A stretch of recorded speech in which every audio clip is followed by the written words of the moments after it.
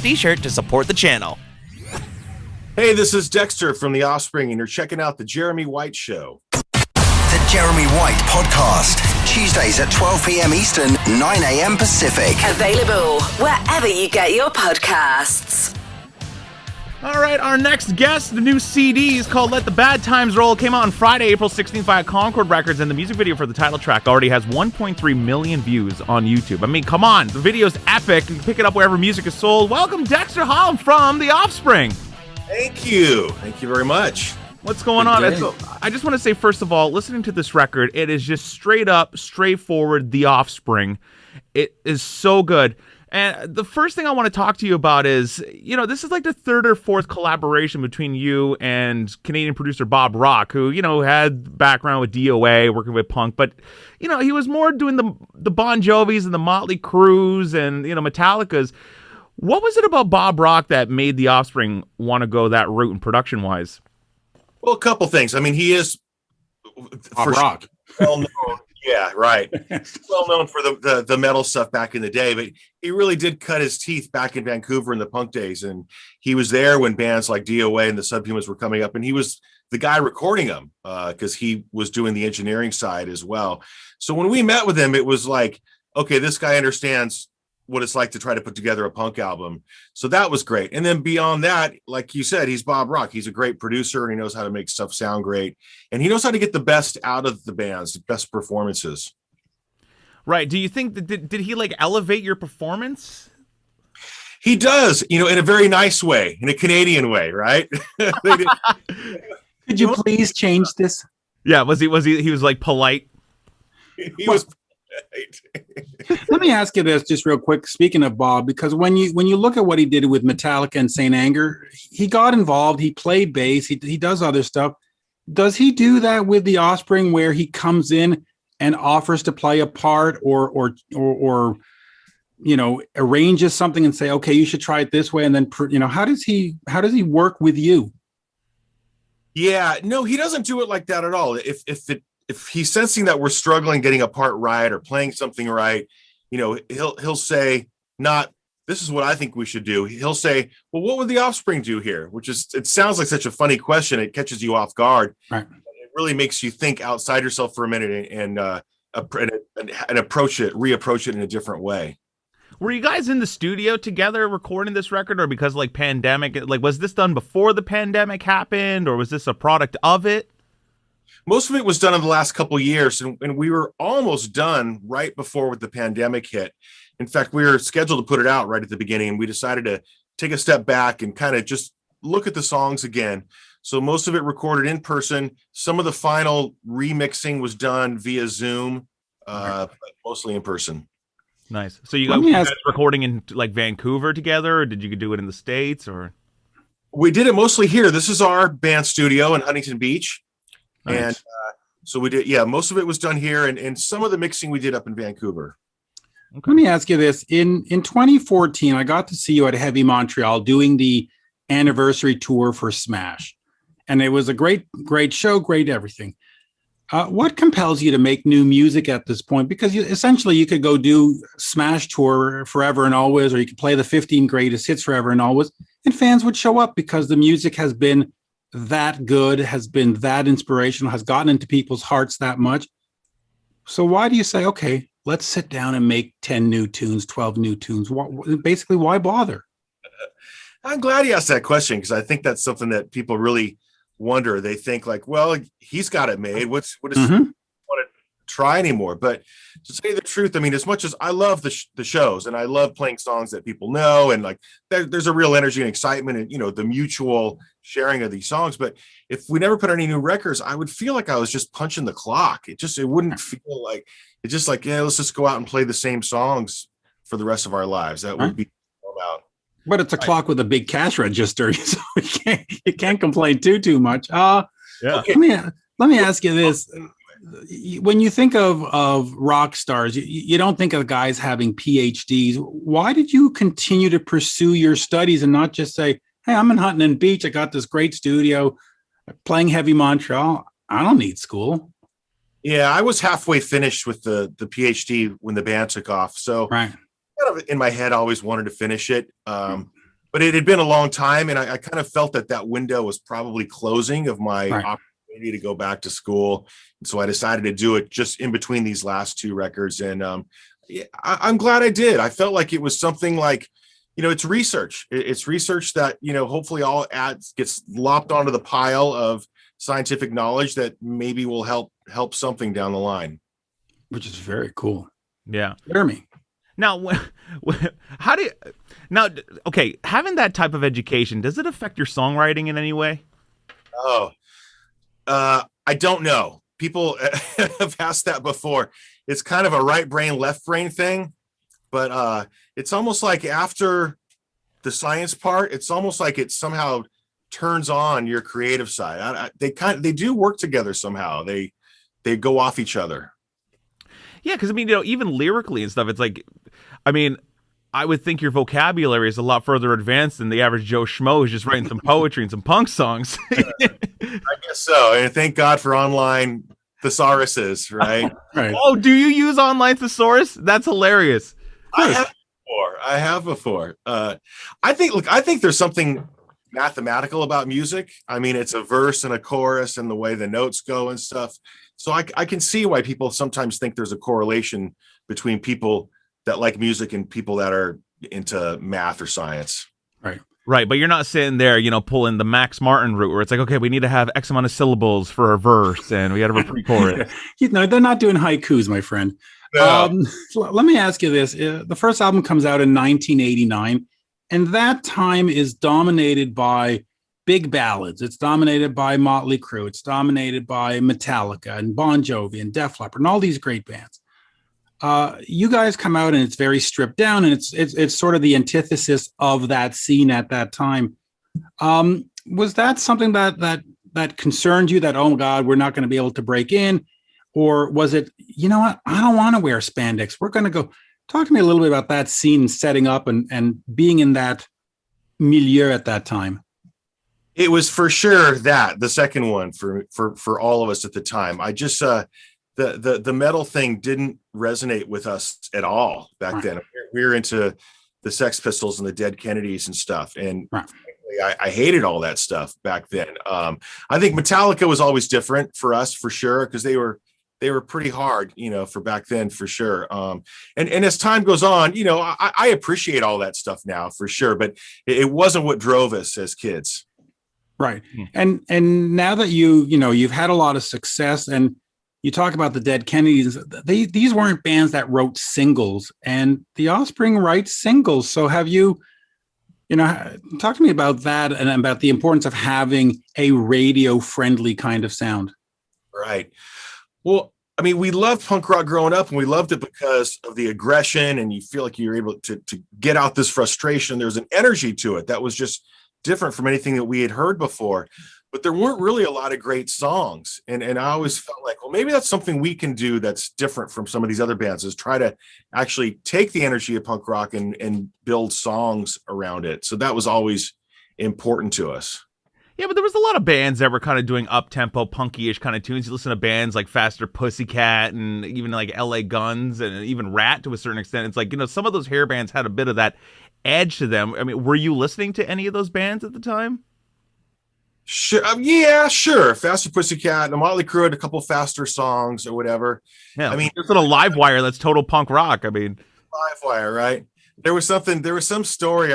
I think it's Lars who said that, and this intuitively, but a punk fast song is different than a metal fast song. And I think like the punk hits on the snare and the metal hits on the kick. I don't know. It's the one there's something different about it. I can't quite put my finger on it, but well, if you listen to We Are 138 from the Misfits, it's got that build to it, and then it just kicks right in. So yeah, right. That's the way to do it. Talk to me about the challenges of putting out an album in this current context, because normally you put out an album, you book a world tour, and off you go, and you make a whole bunch of videos. Is that something that you can still do right now, or do you sort of have to just go play Texas and Florida and then say, hey, everybody else, go buy our album. Good luck. That's right. Texas, Florida. That's it. And Wisconsin now. It's a strange time. It's obviously a very digital time to begin with, right? And you throw a pandemic on top of it, and even more so. we debated whether to put the record out at all right now, because we can't go out the way we want to support the album and to be able to play these songs for fans that would like to see it that way. But we've been sitting on this for a year, and we thought we don't want to wait another year. We're gonna put it out, and we might have to be a little more creative by let's put out some more digital content for the time being until we can get out there. Yeah. Talk to me also about vocally, because when you look back, at least to me, and maybe I'm wrong, but the first albums, there seemed to be sort of more piss and vinegar in your voice, and you seem to have, to me, smoothed it out and gotten more into a melodic range.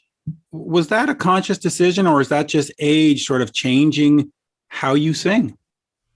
And maybe I'm wrong. I think you're more melodic now. Oh, thank you. Maybe I haven't thought of it in terms of melodicness. I've had a lot of people say that they feel like the vocal sounds the same actually, and hasn't changed. So I don't know, whatever your interpretation is, I guess. Well, listen, I liked all those melodic bands back then, and now I like the Offspring, and my ears seem to enjoy the the vocals. So who knows? Well, thank you. Yeah. He's trying to compliment you, Dexter. I am. It's a roundabout compliment, but yes, it is. Okay. Yeah. No. Well, melody's always been important for sure in our band. And you were talking about some of the other bands early on, and that's true that Bad Religion was being kind of melodic with their descendants to a certain degree, and those bands came before us, but we were kind of trying to go that route, and the vocal was a big part of it. And backups are a big part of it. I mean, we definitely weren't afraid of the vocal, a loud vocal. Right. And I mean, you listen to this new record, it's like, I was listening to the record in its entirety over the weekend, and the song, We Don't Have Sex Anymore. I love the fact that was like, that's the latest single now, because like, this is such a single song, How does a song like that come about? Like, does it start with a guitar riff, or, even you got like the horn section going and stuff? Like, how does a song like that begin for you? Yeah, that was the line. The line is definitely the beginning of the song. We were joking around, and this is like back in, I don't know, my 20s or whatever. And just thinking, haha, that's funny, because I think at any age you can feel like, oh no, the romance is gone. I've been going out with my girlfriend for 2 weeks, and we didn't do it on Thursday. It's over. So it's getting boring. Yeah, it felt like not a Viagra song. It felt like a universal kind of feeling that I think people at any age can relate to. But I just didn't know what musical context to put it in for a while, and that's why we kind of just sat on it for a long time. And finally, the swing thing sounded like it would be a funny way to do it, because I think that the verse by itself, the lyric could sound depressing, right? But yeah, fun music behind it. It allows you to kind of maybe relate to it, but still laugh. Yeah, I mean, it's an upbeat, euphoric rock pop song, and I mean, you look at that title, like you said, it could have been a ballad. It could have been. Well, it's a great album. The album, of course, comes 9 years after the last one. Talk to me about two things real quick. The feeling of finally getting it out and saying, okay, we finally have new music. How does that feel? And also, what are the plans moving forward? Do you see yourself where you say, you know what, we got to get back to 2 years, 3 years, and not this 9 year stuff? Talk to me about the elation of getting it out finally, and also moving forward. What's sort of the plan? Yeah, it's exciting putting it out for sure. And it has been a while. And we realize that, the longer it goes, the more expectation there might be on it. Right. But like Chinese democracy, 14 years. You beat them. Yeah, it's natural to feel that way, but I think it doesn't serve you to put yourself in that mindset. You got to do what feels right to you. And that's maybe a little bit of the challenge. So, well, maybe there's a little bit of anxiousness putting it out, wondering what the response is going to be. It's mostly just excitement. We didn't mean for it to take 9 years, but it's just kind of where the songs ended up. Sometimes, it's done when it's done. And this record, it felt like it was the right time for these songs on this record with this title, Let the Bad Times Roll. This feels right. And that's why we're putting it out now. In the future, yeah, I mean, geez, 9 years from now, we might be dead. But yeah, never know. You never know. That's right. No, but when you think about it real quick, a lot of the bands we've already mentioned in 9 years probably won't be touring, or Metallica, Alice Cooper, Scorpions. they're probably down to the 5-year plan. So I know. We've even talked about how I wonder if some bands won't make it out of this. They're gone for a couple years. They're like, you know what? I don't really need a tour anymore. Maybe it's actually good. We're going to be done. So I hope that doesn't happen. It's going to happen. But I think we ended up recording some extra material for this record that we didn't use. We've got sort of a head start on the next one. So good. Sooner. That's good. Okay, so you are planning ahead then. Or Japanese bonus track, one of the two. Yeah, that's right. You always got to have the Japanese bonus tracks. Well, this album's 12 songs, comes out on April 16th, available wherever music is sold. You're doing the CDs, you're doing the vinyl, you're doing all that stuff. There's one song that really stood out to me on this album before we go, because we're running out of time.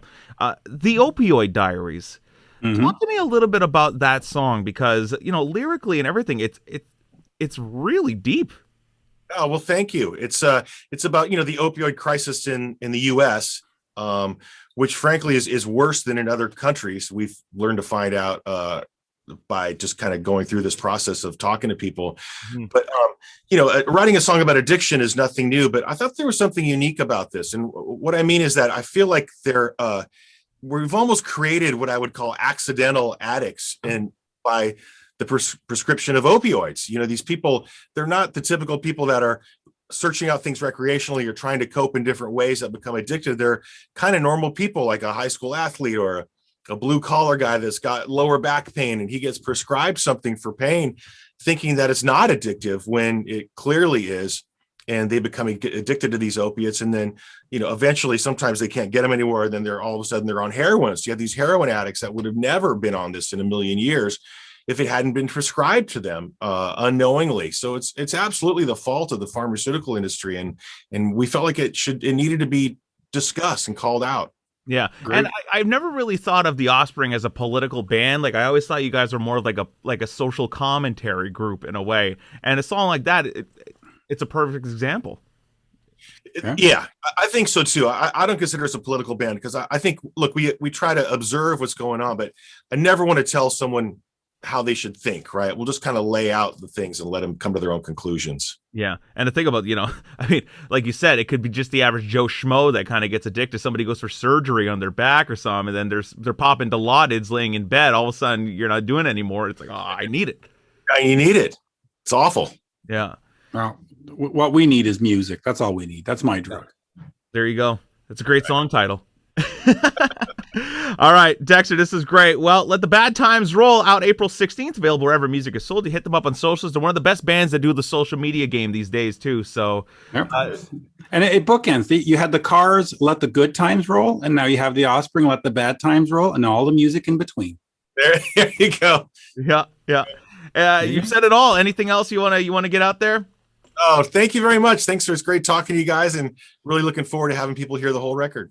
Cool. Hey, real quick, what's going on with the hot sauce? Are we going to get a new line at some point, or? We came out with a fourth flavor, a yellow, last year. You can get it all on Amazon. That's the best way to get it probably right now, depending on what city you live in. Nice. Okay, so you do it on Amazon as opposed. Now, do you make more money through Amazon or through your own website? Well, I mean, we sell in grocery stores. We're in like a few thousand grocery stores. With the mass produced, yeah, because up in here, I can't go to IGA and get it. Like, I'd have to go to like Publix or something. Right. Ralph's. You got to go to a Ralph's. That's the best grocery store ever. Anyway, yeah. Did you like my Publix reference? Publix. Get it? I get it. Yeah. I tell you what, since the pandemic, Amazon has tripled. Everyone's ordering online. It's just crazy. I'm selling a ton of hot sauce online.